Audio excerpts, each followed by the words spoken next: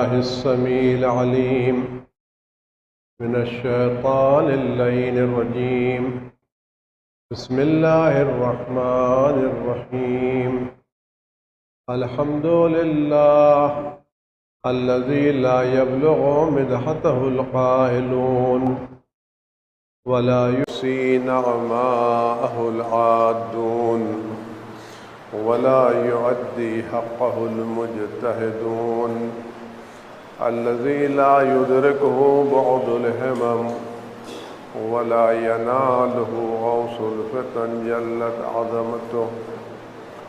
والصلاة والسلام والتحية والإكرام على البشير النذير السراج المنير الطهر الطاهر الدر الفاخر العلم الظاهر المنصور المؤيد الرسول المسدد سيدنا ونبينا بالقاسم محمد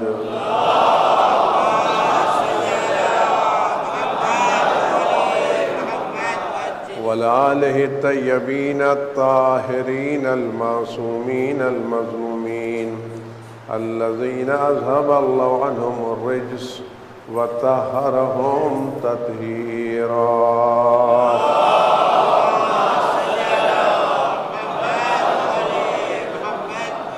سيما على بقية الله في العالمين وخاتم أئمة المعصومين الكهف الحسين وغياث المستر المستكين ملجأ الهاربين وعصمة المعتصمين. أرواحنا وأرواح العالمين لترى بمقدمه فداه عجل الله تعالى فرجه الشريف. واللعنة الدائمة الباقية على أعدائهم وقتلتهم وغاصب حقوقهم والشاكين فيهم والمنحرفين عنهم أجمعين. أما بعد يا عباد الله أوصيكم ونفسي بتقوى الله. ألا وإن الدنيا قد أدبرت وآذنت بوداع وأن الآخرة أقبلت وأشرفت بابتلاء.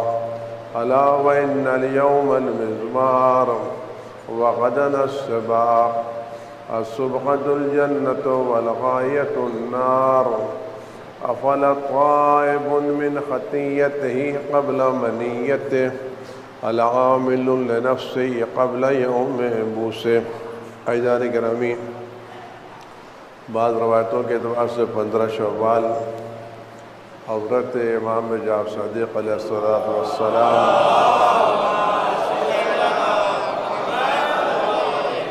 کا روز شہادت ہے، ویسے دوسری تاریخ 25 شوال ہے، یعنی اسی شوال میں امام جعفر صادق علیہ السلام کی شہادت واقع ہوئی ہے۔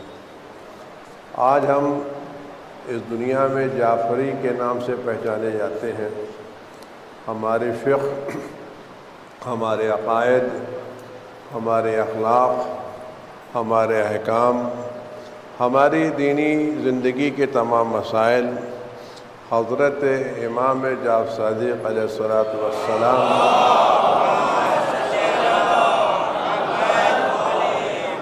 کی بیان کردہ روایتوں کے اوپر ہے۔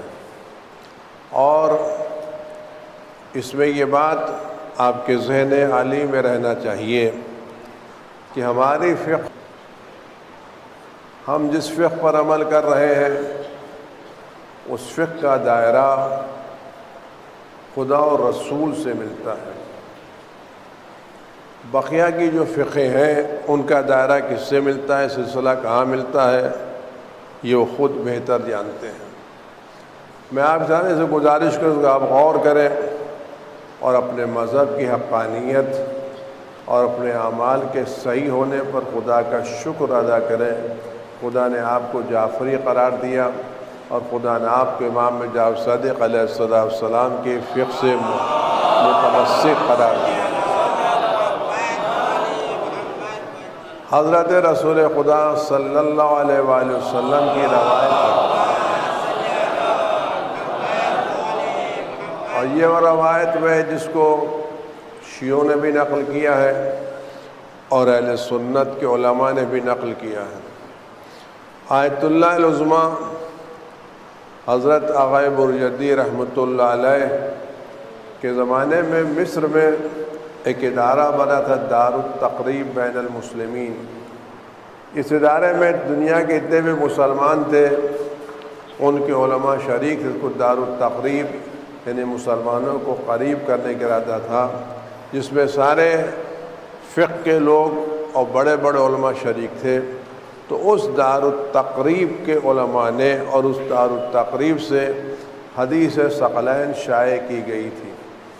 اس دار التقریب حدیث ثقلین کے شائع ہونے کا مطلب یہ ہے کہ حدیث ان کے نزدیک معتبر تھی۔ اس حدیث کے صحت پر ہمارے علماء نے کام کیا ہے، ہمارے ہندوستانی علماء نے، صاحب ابقات نے کام کیا، بقیہ لوگوں نے کام کیا ہے۔ یہ وہ خزانے ہیں جو ہمارے کے یہاں موجود ہیں، لیکن ہماری غفلتوں سے سارے خزانے صندوقوں میں بند ہیں۔ ایک زمانہ وہ تک ہم ان خزانوں کے تاجر تھے اور ان خزانوں کو دوسروں تک بھیجتے تھے، اور اب وہ زمانہ ہے کہ ہم ان خزانوں سے واقف نہیں ہیں، کیونکہ ہمارے کے یہاں علم کا دور دورہ ختم ہو چکا ہے، جہالت کا دور دورہ ہے۔ آج ہمارے کیا جو مسئلہ ہے وہ جو کیا کہتے ہیں غریبی کی ریکھا سے نیچے آ گئے ہیں، تو عوام الناس اقتصادی طور پر غریبی کی ریکھا سے نیچے ہیں اور علمی طور پر علم کی ریکھا سے بھی نیچے آ چکے ہیں۔ ان کو سوائے جذبات، انداز اور جوش کے علاوہ اور کچھ ہمارے کے یہاں نہیں پایا جاتا۔ خیر بھائی یہ الگ موضوع ہے۔ تو پیغمبر حدیث ہے کہ میں تمہارے درمیان دو چیزیں چھوڑے جا رہا ہوں، ایک قرآن اور ایک اہل بیت۔ اگر تم اس سے متمسک رہو گے تو کبھی بھی گمراہ نہیں ہوگے، اور یہ دونوں ایک دوسرے سے جدا نہیں ہوں گے یہاں تک کہ حوض کوثر پر مجھ سے ملاقات کریں۔ میں کسی بحث میں جائے بغیر عقل کی روشنی میں ایک سوال ساری دنیا سے کرنا چاہتا ہوں، اور خود آپ کے ذہن میں رکھیں، اگر دنیا والوں نے کسی مصلحت کی بنا پر، کسی سیاست کی بنا پر، کسی وراثت کی بنا پر، کسی گروہ کی بنا پر اور کسی چیز کی بنا کے اوپر اہل بیت سے خلافت چھین لی تھی، تو کیا اہل بیت سے علمی مسائل میں رجوع بھی نہیں کر سکتے تھے؟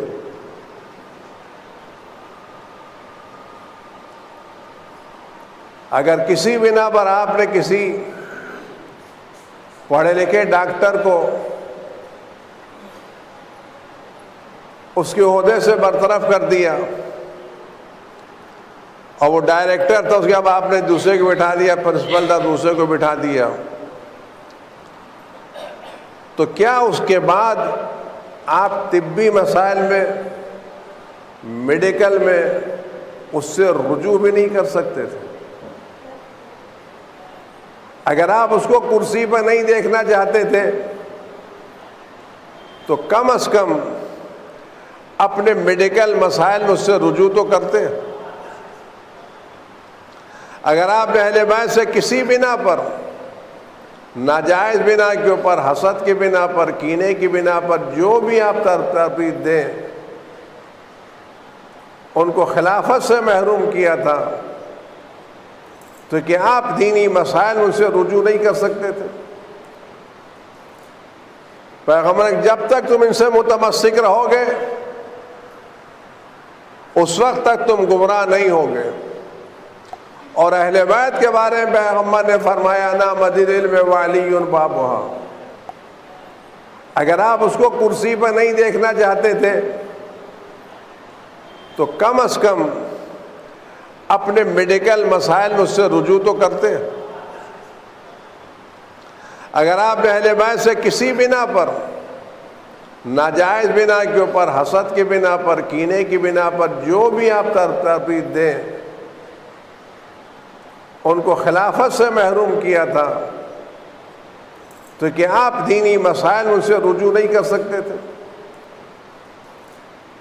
پیغمبر جب تک تم ان سے متمسک رہو گے اس وقت تک تم گمراہ نہیں ہوگے. اور اہل بیت کے بارے میں پیغمبر نے فرمایا نا مدین العلم وعلی بابھا. اور پیغمبر نے فرمایا کہ سب سے بہتر فیصلہ کرنے والے علی ہیں. تم میں سب سے زیادہ مسائل کو جاننے والے علی ہیں. اور رسول اللہ فرمایا حضرت علی ابن ابی طالب علیہ الصلوۃ والسلام فرماتے ہیں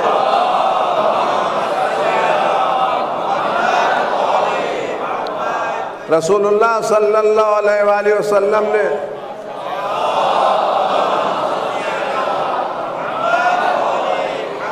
مجھے اس طرح سے علم دیا ہے جس طرح سے پرندہ اپنے بچے کو دانہ دیتا ہے. یہ میرا وجود علم سے بھرا ہوا ہے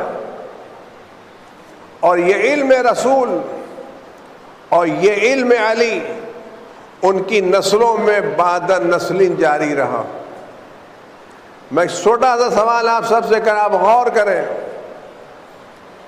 کہ اہل بیت علیہ السلام کی آپ جو بھی تفسیر کر لیں اس میں آپ ازواج کو شامل کریں اور جس کو چاہے شامل کریں. آپ امام صادق علیہ السلام کو اہل بیت سے خارج نہیں کر سکتے.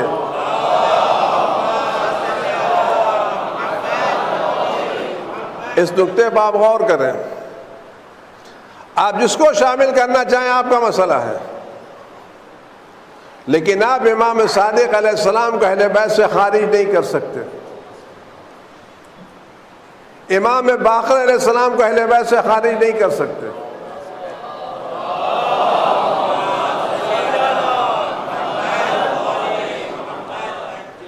ایک مرتبہ صادق علیہ السلام جا رہے ہیں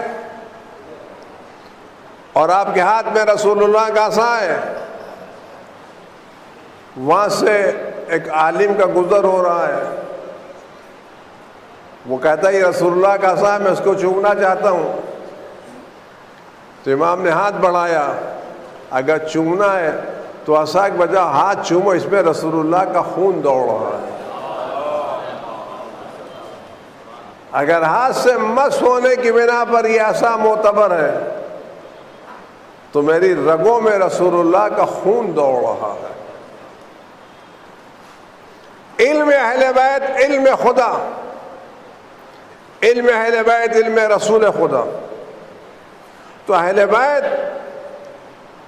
کی فرد میں امام صادق علیہ السلام یقیناً کوئی دنیا کا فرد امام صادق علیہ السلام کا اہل بیت سے خارج نہیں کر سکتا. اور دنیا کا کوئی فرد آپ غور کریں کوئی شخص امام صادق کو اہل بیت سے خارج نہیں کر سکتا اور دنیا کا کوئی فرد ان چار اماموں کو اہل بیت میں داخل نہیں کر سکتا. سارے علماء متفق ہو جائیں، ساری ملت اسلامیہ ایک نقطے پر جمع ہو جائے تب بھی وہ یہ جو چار فقہا گزرے ہیں جناب ابو حنیفہ، جناب شافعی، جناب مالک، جناب امام حنبل، ان میں کوئی ایک بھی اہل بیت کی فرد نہیں ہے. ان کا کسی کا تعلق اہل بیت سے نہیں ہے. تو پیغمبر کیا فرما رہے ہیں؟ میں تمہارے درمیان دو گراں چیزیں چھوڑے جا رہا ہوں، ایک قرآن اور ایک اہل بیت. جب تک تم ان سے متمسک رہو گے اس وقت تک گمراہ نہیں ہوگے. تو مسلمانوں کے بعد قرآن تو کامن ہے، ہم بھی قرآن کو مانتے ہیں، وہ بھی قرآن. یہی قرآن جو ہمارے گھر میں وہی ان کے گھر میں، جو ان کے گھر میں وہ ہمارے گھر میں ہے. یہی 30 پاروں کا قرآن جو علم سے شروع ہوتا ہے والناس پر تمام ہوتا ہے. لیکن دوسری چیز اہل بیت، تو وہ اہل بیت کون ہے جن سے تمسک کا حکم خدا بند عالم نے دیا ہے؟ ما ان تمسکتم بہما، جب تک تم ان دونوں سے متمسک رہو گے، لن تضلوا بعدی ابدا، میرے بعد ہرگز ہرگز گمراہ نہیں ہوگے۔ اس کا مطلب کیا ہے؟ اگر تم ان سے متمسک نہیں ہوئے، نتیجہ کیا نکلے گا؟ کچھ آپ بھی اپنے ذہن پر دوڑ ڈالیے۔ پیغمبر جب تک تم ان دونوں سے یعنی قرآن و اہل بیت سے متمسک رہو گے، بعدی ابدا، میرے بعد ہرگز ہرگز گمراہ نہیں ہوگے۔ اور یہ دونوں اس وقت تک حوض کوثر تک پہنچنے سے پہلے جدا نہیں ہوں گے۔ تو نتیجہ کیا نکلا؟ جو متمسک ہے وہ گمراہ نہیں ہے، اور جس نے ان دونوں سے تمسک نہیں کیا، ایک سے تمسک کی بات نہیں، ما ان تمسک، دونوں سے تمسک کی بات ہے، ایک سے تمسک کی بات نہیں۔ ما ان تمسکتم بأحدہما نہیں ہے کہ ان میں سے کسی ایک سے متمسک رہو گے تو گمراہ نہیں ہوگے، سے متمسک، ایک سے تمسک کی بات نہیں۔ ما ان تمسکتم بأحدہما نہیں ہے کہ ان میں سے کسی ایک سے متمسک رہو گے تو گمراہ نہیں ہوگے۔ ما ان تمسکتم بہما، جب تک ان دونوں سے متمسک نہیں ہوگے۔ تو آپ سچ بتائیں اس وقت کون متمسک ہے؟ وہ لوگ جو قرآن کے ساتھ فقہ امام جعفر صادق علیہ السلام پر عمل کر رہے ہیں،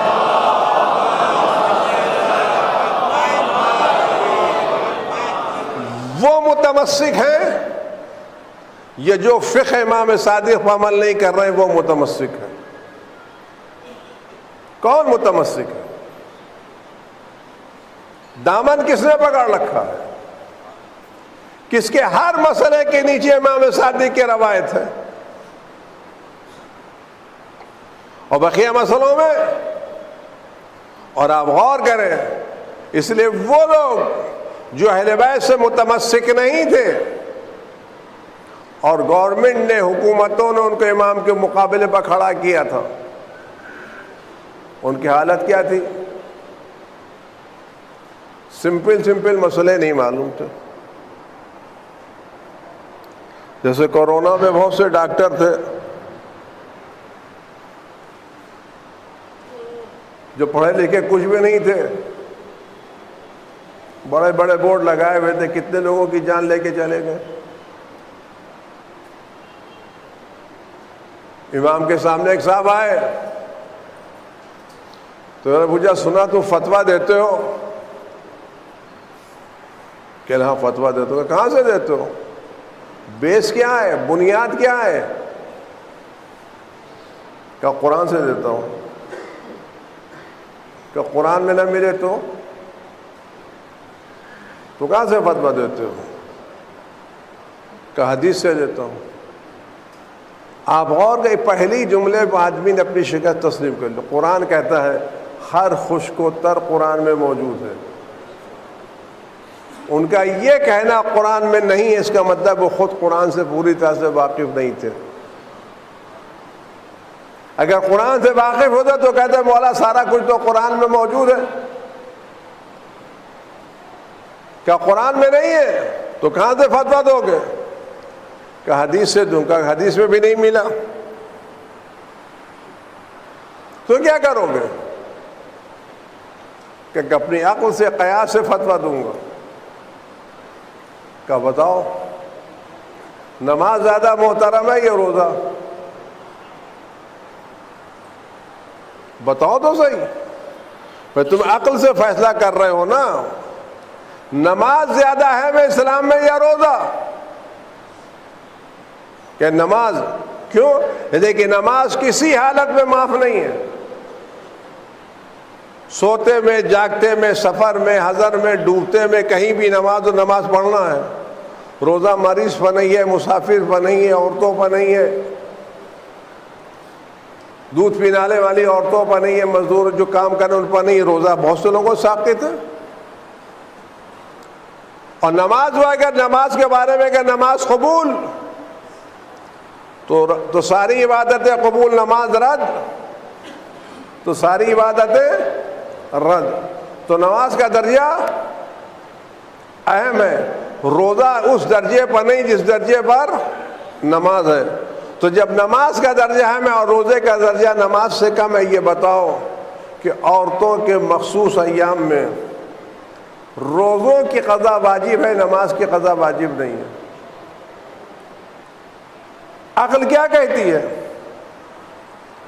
جو چیز زیادہ اہم ہے اس کی قضا واجب ہونا چاہیے، یا جو چیز کم اہم ہے اس کی قضا واجب ہونا چاہیے. تمہاری عقل کے اعتبار سے تو عورتوں کے لیے نماز کی قضا واجب ہونا چاہیے تھا کہ وہ زیادہ اہم ہے. روزوں کی قضا واجب نہیں ہونا چاہیے تھی کہ وہ کم اہم ہے. لیکن اسلام میں روزوں کی قضا واجب ہے، نماز کی قضا واجب نہیں ہے. تو عقل کیا کہتی ہے؟ جواب دو نا بھائی. تم فتویٰ دے رہے ہو، بیٹھے ہو، جواب دو نا. کوئی جواب نہیں تھا. کیوں؟ ان کا علم بشری علم تھا، الہی علم نہیں تھا. ایک مسئلے کے جواب میں آگے نہیں بڑھ پائے. تو امام سے پوچھا آپ بتائیں، تو اس کی وجہ خدا بند عالم ارحم الراحمین ہے، اپنے بندوں پر سب سے زیادہ مہربان ہے. روزہ سال میں ایک مرتبہ ہے، نماز ہر روز ہے. تو اگر عورتوں پر نماز کی قضا واجب ہوتی تو ان کو ہر مہینے میں 20 دن میں 30 دن کی نمازیں پڑھنا پڑتی.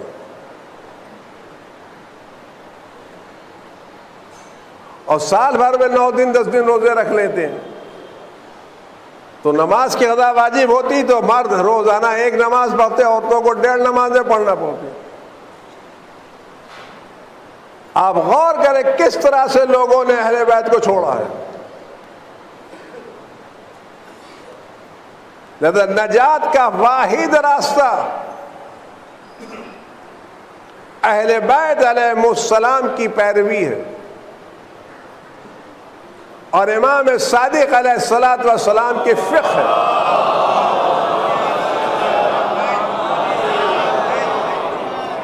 یہ بھی دنیا کا بڑا حادثہ ہے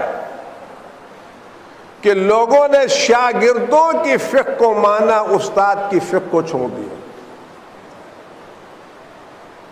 وہ استاد جو کہتا تھا میرا علم خدا کا علم ہے، مجھے یہ علم رسول اللہ سے وراثت میں ملا ہے،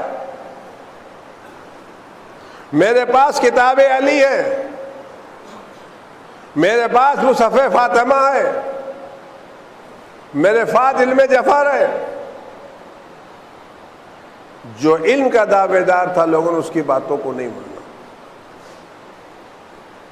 اور دنیا اس اختلاف کا شکار ہوئی.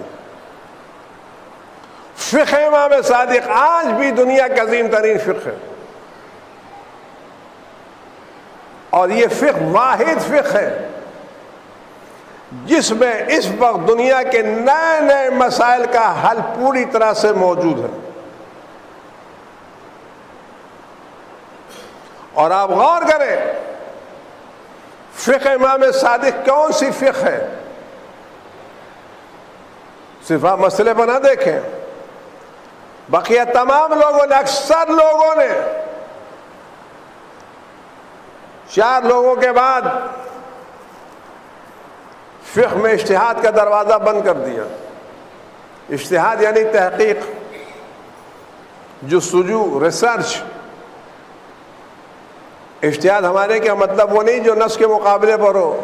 لوگ کبھی کبھی گمراہ کرتے ہیں کہ آپ کیا اجتہاد ہوتا ہے. ارے ہم جو بات کہیں سمجھو تو صحیح.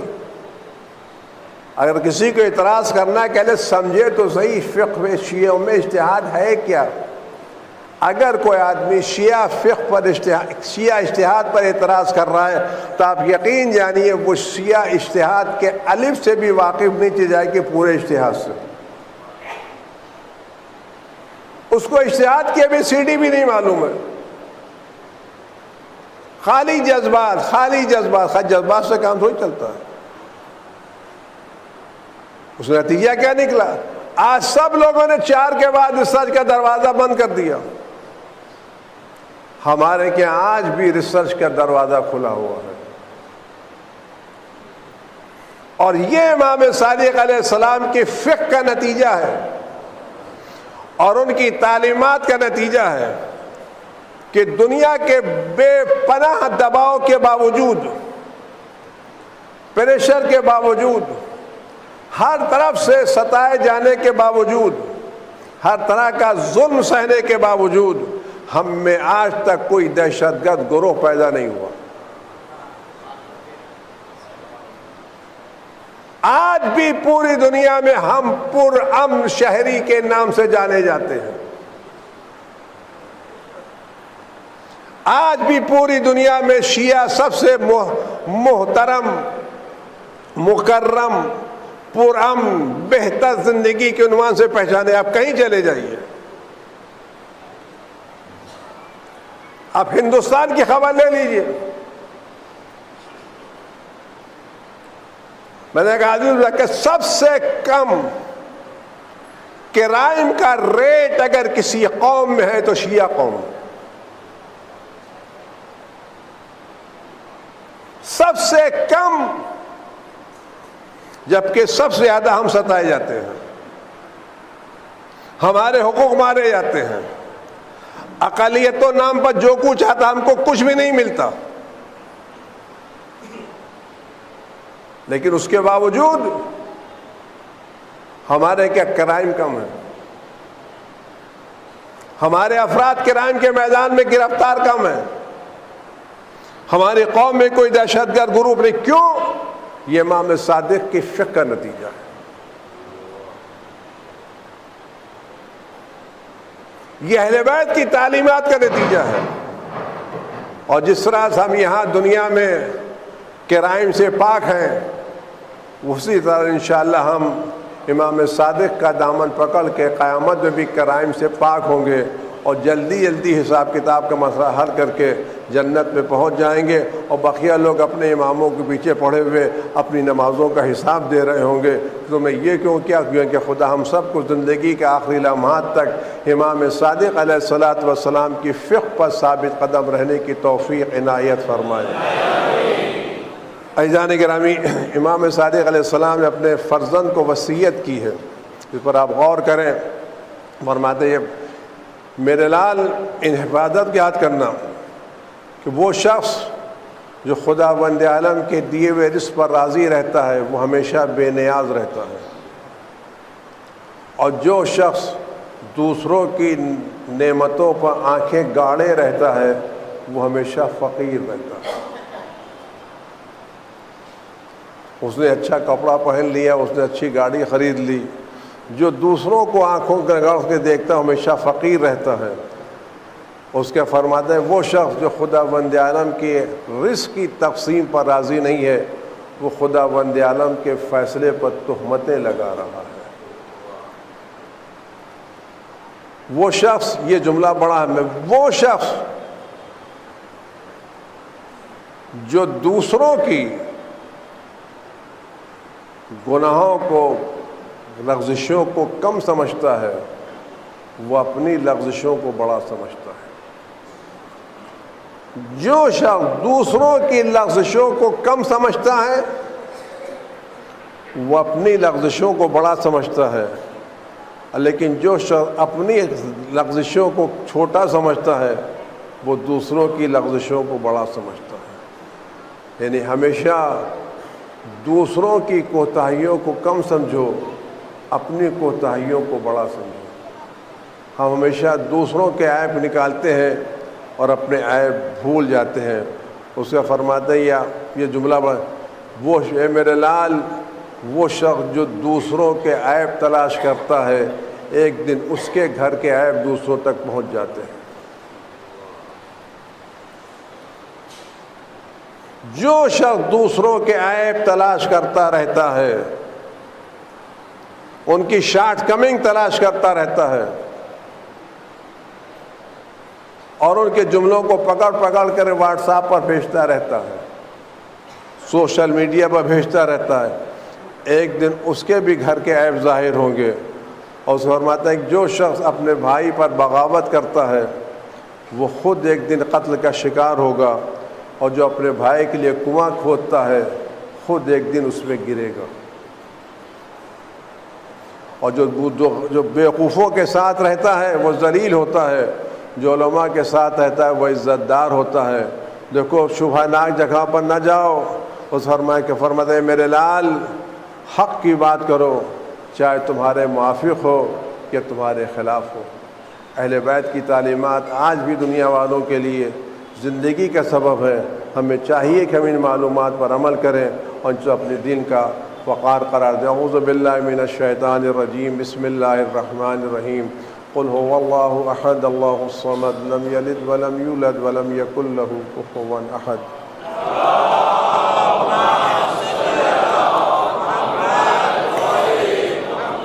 فرما خاطرہ کے رنج و غم و علم کو ان کے وجود مقدس سے دور فرما۔ پروردگار ہمیں فقہ امام صادق علیہ السلام پر پوری طرح سے عمل کرنے کی توفیقات عنایت فرما۔ دنیا والوں کو اس فقہ سے متمسک ہونے کی توفیق کرامت فرما۔ پروردگار ہمارے نوجوانوں کو بہترین نوجوانوں میں شمار فرما، ان کو علم و عمل کی منزل میں بہترین منزلوں پر فائز فرما۔ قلب مقدس امام زمان کو ہم سے راضی و خوشنود فرما۔ اعوذ باللہ من الشیطان الرجیم، بسم اللہ الرحمن الرحیم۔ والعصر ان الانسان لفی خسر الا الذین آمنوا وعملوا الصالحات وتواصوا بالحق وتواصوا بالصبر۔